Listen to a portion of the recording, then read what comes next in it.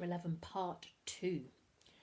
Thursday and Friday after school, Darcus, Bertolt and Virginia worked on base camp. They drew a map of Furniture Forest and taped it to the back of a wardrobe, marking each booby trap they'd built around the perimeter to warn them if hostile forces approached, and hooked up an alarm system made of bottle tops threaded on strings which jangled when a trap was set off. The days quickly passed in a flurry of scavenging, building and planning. Newton had made a permanent home in Bertolt's hair, and a trail of fireflies, Newton's friends and family, had followed the beetle out of the Emporium and into base camp. When Saturday morning arrived, Bertolt and Virginia met outside the Emporium. "You're wearing a bow tie. Don't you like it?" Bertolt looked at his chest. "It's a bit smart, isn't it? It goes with my tank top." Bertolt looked over his glasses disapprovingly at her clothes. Virginia looked down at her red tracksuit. It was pale and baggy at the knees, a hand-me-down from her sister Serena. She pushed Bertolt towards the Emporium doorway. "Come on, hurry up and open the door before someone sees us."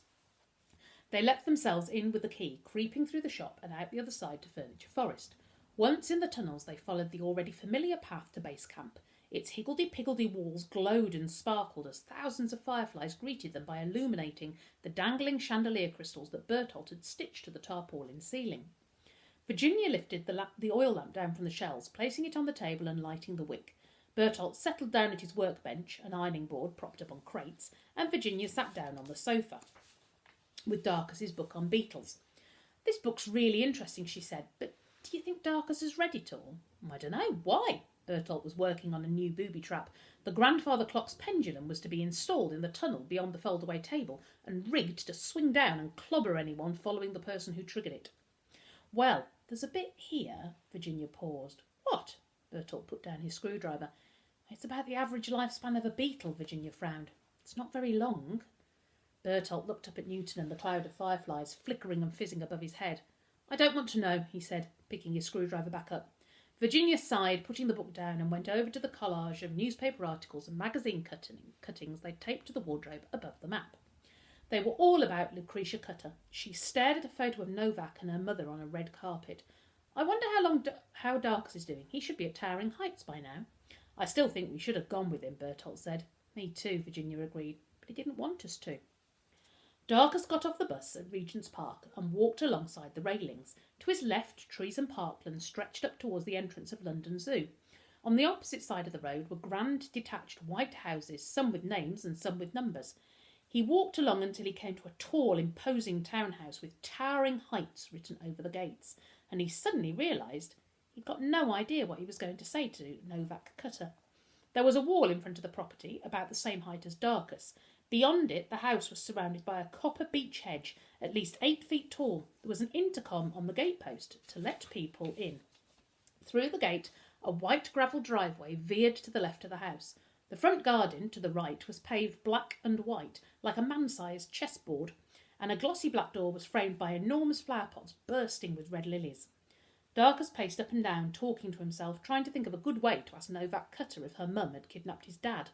All sorts of ridiculous sentences came out of his mouth, and he cursed himself for not practising on Virginia and Bertolt. He crossed over the road and looked through the bars of the gate. He couldn't even think of something to say into the intercom. This was not good. He'd have to go back to base camp and ask Virginia and Bertolt what to do. He took 2 steps towards the bus stop and froze. Ahead and coming straight towards him were Pickering and Humphrey, dressed in ridiculous yellow and purple suits. Without thinking, Darcus pulled himself up onto the wall and dropped down the other side into the copper beech hedge surrounding Towering Heights. He could hear the cousins arguing. "You better not ruin this for me, Humphrey." "Shut it, Pickers, or I'll change my mind about bringing you." "We had a deal. I got your door open, didn't I?" Darcus held his breath as the voices approached. His neck was being scratched by the shrubbery, but he didn't dare move. He heard the buzz of the intercom and the 2 men saying their names. The black door opened silently, and a butler with dark, slicked-back hair and a mournful face came out. He walked stiffly and steadily to the gate.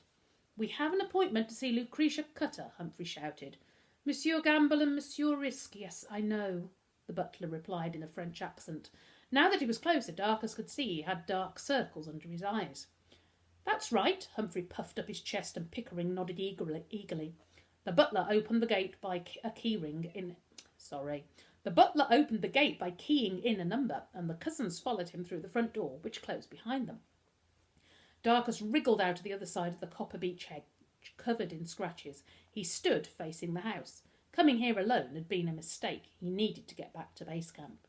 He ran to the gate, but it was closed. He tugged at the bars in frustration. He'd either have to climb it or go back through the hedge, getting even more scratched.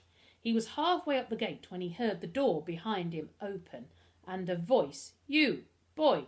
Darcus froze. It was a French accent. The butler had come back. "Come down." Darcus did as he was told, but he didn't turn around. "Her ladyship will see you now." Darcus looked over his shoulder. "Me?" "Yes, you."